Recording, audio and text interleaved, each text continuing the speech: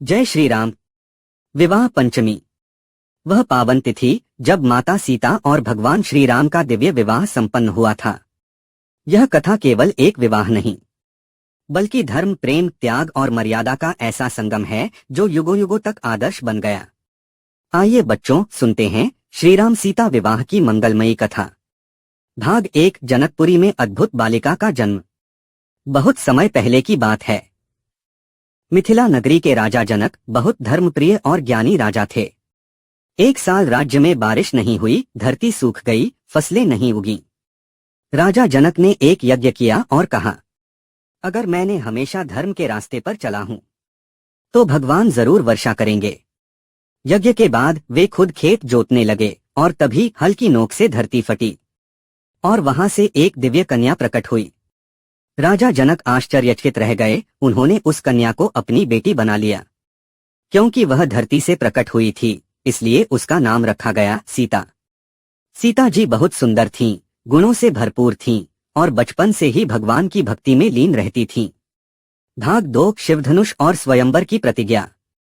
एक दिन बालिका सीता ने खेलते खेलते भगवान शिव का धनुष उठा लिया, जो कई राजाओं से न उठा था। जनक जी को आभास हुआ कि यह कोई साधारण कन्या नहीं, बल्कि स्वयं देवी स्वरूपा है। उन्होंने प्रतिज्ञा की, जो इस धनुष को उठाकर उसे तोड़ेगा, मैं उसी को अपनी पुत्री का पति बनाऊंगा। देश देशांतर से राजा आए, रावण तक आया, पर कोई न सफल हुआ। भाग 3। श्री राम का आगमन जनकपुरी में। अब कहानी अयोध्या पहुंचती है।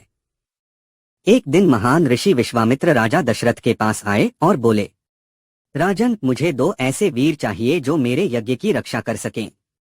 राजा दशरथ ने अपने सबसे प्यारे पुत्र राम और लक्ष्मण को उनके साथ भेज दिया।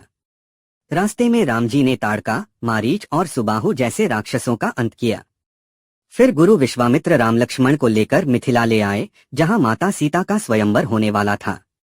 जब श्री राम जनकपुरी पहुंचे तो नगर में जैसे उत्सव सा माहौल बन गया।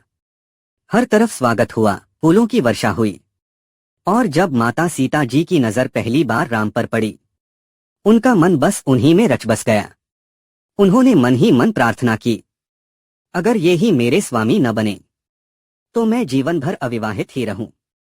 उधर श्री राम भी सीता को देखकर एक पल के लिए ठिठक गए, जैसे दोनों आत्माएं एक दूसरे को जन्मों से जानती हों। अब स्वयंवर का दिन आया। सभा में अनेक राजा एकत्र हैं। रावण, सहस्त्रबाहु, शक्तासुर, पर कोई धनुष को हिला भी न सका। सारी सभा मौन हो गई। गुरु विश्वामित्र ने कहा, राम, अब तुम आगे बढ़ो। राम जी ने गुरु को प्रणाम किया, शिवजी को नमन किया और सहज भाव से शिवधनुष को उठाया और एक ही प्रयास में उसे तोड़ डाला। पूरा जनकपुर जय श्री राम के घोष से गूंज उठा। माता सीता ने राम के चरणों में पुष्प अर्पित किए। यह कोई साधारण विवाह नहीं था बच्चों, यह 2 महान आत्माओं का मिलन था।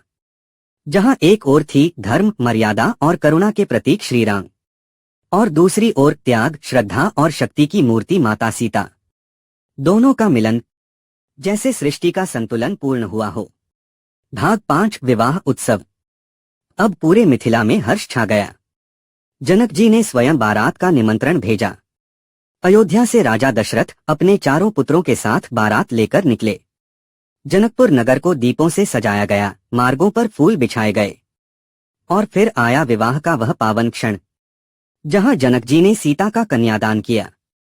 राम जी ने उनका कर अपने कर में लिया और दोनों ने अग्नि के समक्ष 7 फेरे लिए। लक्ष्मण का विवाह हुआ उर्मिला से, भरत का मांडवी से और शत्रुघ्न का श्रुतकीर्ति से। 4 विवाह साथ साथ संपन्न हुए। जनकपुर जैसे स्वयं स्वर्ग बन गया हो। भाग 6। विवाह पंचमी का महत्व। बच्चों, श्री राम और माता सीता का यह शुभ विवाह मार्गशीर्ष मास की शुक्ल पंचमी को हुआ था। इस दिन को ही हम कहते हैं विवाह पंचमी। इस जो भक्त सच्चे मन से श्री राम और सीता माता का पूजन करते हैं, उनके जीवन में प्यार, सुख और सौभाग्य बना रहता है। घर में शांति और मर्यादा का वास होता है। यह कथा हमें बहुत सुंदर बातें सिखाती है कि सच्चा प्रेम दिखावे में नहीं, संयम में होता है। कि रिश्ते बल से नहीं, त्याग और सेवा से निभते हैं। और जीवन में सबसे जरूरी चीज मर्यादा होती है जो हमें इंसान से आदर्श बनाती है। आइए इस विवाह पंचमी पर हम भी प्रार्थना करें। हे राम जी, हमारे जीवन में भी ऐसी मर्यादा, धैर्य और प्रेम आए जैसा आपके और माता सीता के जीवन में था। सीता रामचरित अति पावन, मधुर सरस अरु अति मन भावन। शुभ विवाह पंचमी की मंगल कामनाएं। जय श्री राम, जय जानकी।